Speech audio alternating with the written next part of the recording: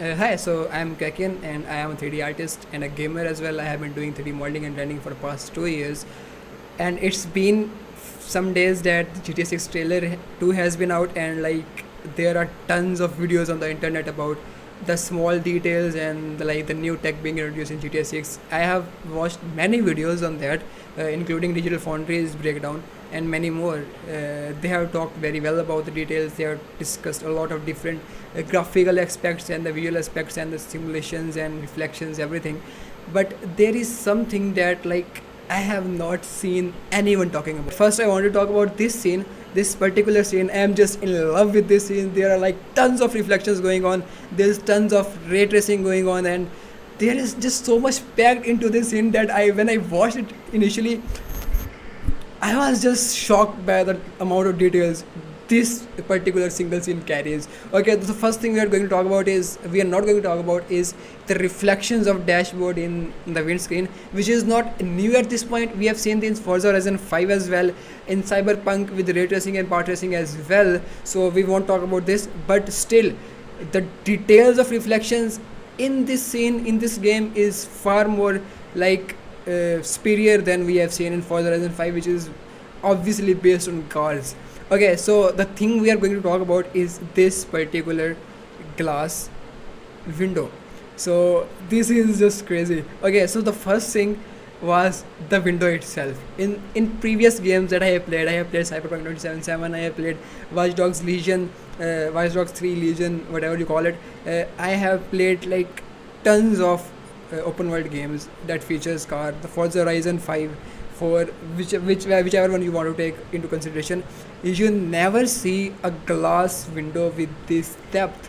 All they mostly use is a single plane with the glass shader or texture on it, and there you go. Apply some ray tracing, give some clear reflections, and we have a side glass window of the car. But man, it is just crazy the way this glass carries depth. It not only carries depth, it has beveled edges, and the bevel of the edges is not constant. It's actually imperfect here because we can see the car has been through rough times. The paintwork is like messed up a lot. It has a lot of rust on it. So is the glass, old as the car is. So we see that the bevel is not uniform here. It is actually imperfect here. We can see wear and tear here on the beveled edges, which is, they didn't have to do this, bro. They could have just ignored. They could have just put a straight bevel. But you can see right here there are like a few black dots, which is because of like wear and tear in the bevel, which happens over the time because of leaning onto the glass, because of holding sometimes the glass and whatever during the use. We actually see imperfections, and I was not about to talk about this. I was supposed to talk about something else, and which is the nature of the glass shader texture of this particular 3D model. You can see the reflections are not clear. The reflections are not crystal clear. You have the smudgy feel in them because if you have carefully looked into the glass windows of cars, those glasses carries depth, and they are like some sort of enforced glass or something, that when the light passes through them, the light gets a little blurry. It gets polarized, and the reason to do this is so the person inside the car and the car itself from inside doesn't get hot, because if the light is coming in as it is coming from the sun directly, so it keeps the car warm, and it will be like people will be like unable to sit in the car. So they have kept the glass, they have kept the depth in the glass, and they have provided that polarized look or polarized nature in the glass, which is crazy. And if you look into this watch, you can see that we are seeing two different type of light interactions here.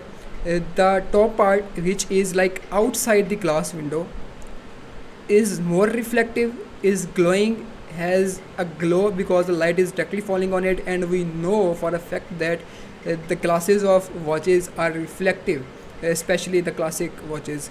So the glass here of the watch is actually reflecting, and we cannot really see inside of the watch because the light is being reflected at this angle. We can also see the reflection from the nature of the steel around it, but the inside the watch, the part of the watch that is inside this window from this angle is not as reflective as it should be, because the light that is falling on the watch is coming to the camera through this glass window, and because the glass window has a polarizing nature, the light is actually being polarized. This is real time light polarization simulation in a video game on a freaking car window. Like this, I just have no freaking words. Where would Rockstar go into such depths to create such tiny small details? This is crazy. Okay, so the light here is actually like being polarized, and we don't really see any sort of reflections, we don't see any type of glow. We can actually see the inside of the watch a little bit of. The video is in low quality. I couldn't download it in high quality, so you have to like work with it. And if you play the scene a little, the camera will pan a little down, or the hand will move a little down, and we will see at this point the 90% of the watch is being covered with the glass. Only that 10 to 20% of the watch that is outside the glass is extremely reflective, is highly reflective, has still that glow, but the part of the watch that is being seen through the glass window is being polarized. There is no reflection on it, and it's like very clear. We can actually see more of the watch inside from here, which is like, man, this is crazy. Rockstar, you didn't have to do this level of details. Like, we are getting real-time polarization through glasses in GTA 6, and this is running on PS base. I have no idea what people are going to do with it when it will come to PC on like RTX 5090 and maybe 6090 till that day. Oh, this is going to be crazy. And obviously the hairs is also there. One more thing is that the light on the hand here at this part and this part is very different. Here you see the light is extremely sharp, the light is very sharp, but here the light is very soft, again because it's being polarized through the glass window, which is crazy. Okay, let's just move on to the next scene, because I can keep going on, talk a lot about this scene, because there is too much in this scene to talk about. You can also see the light here, or maybe it's because of blur, so that's why we see that, because it's depth of field.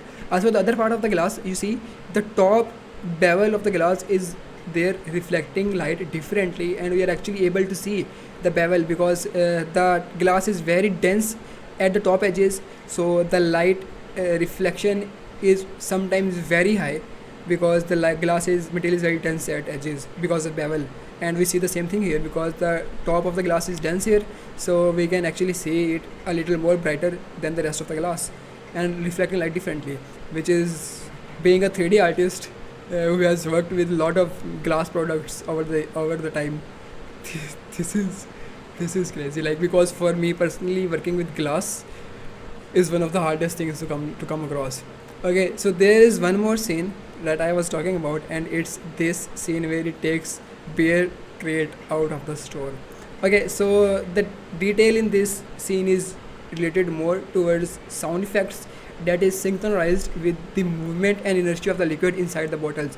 If you watch this scene carefully when I will play it, you will actually see hear the clinking of like bottles, because the liquid when he is moving, the bottles collide and they produce clinking sound. But the thing we'll notice after watching the video, I'll tell you. Clinking. Okay, so the clinking occurs mostly at the point of stopping of the motion of Jason's hand, because when you are holding something and you move back and forth your hands, you go first, then you stop there, and then you move your hands backwards, right? This is how we move. So what happens is that a liquid, when we are moving our hand forward, the liquid inside the bottles move forward, and when all of a sudden we stop the motion and we take our hand backwards, the liquid also does the same. But the problem with liquid is that it carries inertia, it carries momentum. So the portals, because of that momentum, move a little further and show a jerk because of that sudden backward movement of hands.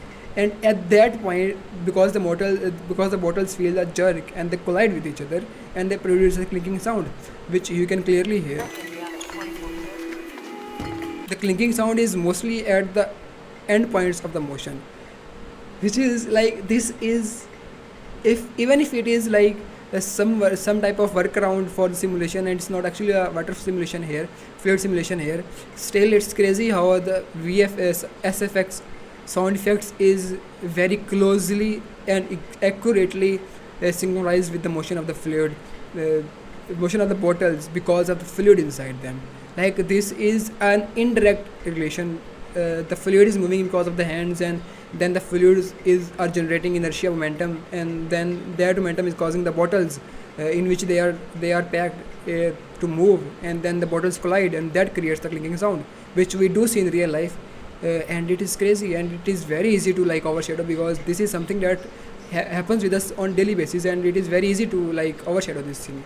So this I am just laughing at this point, because this is just crazy.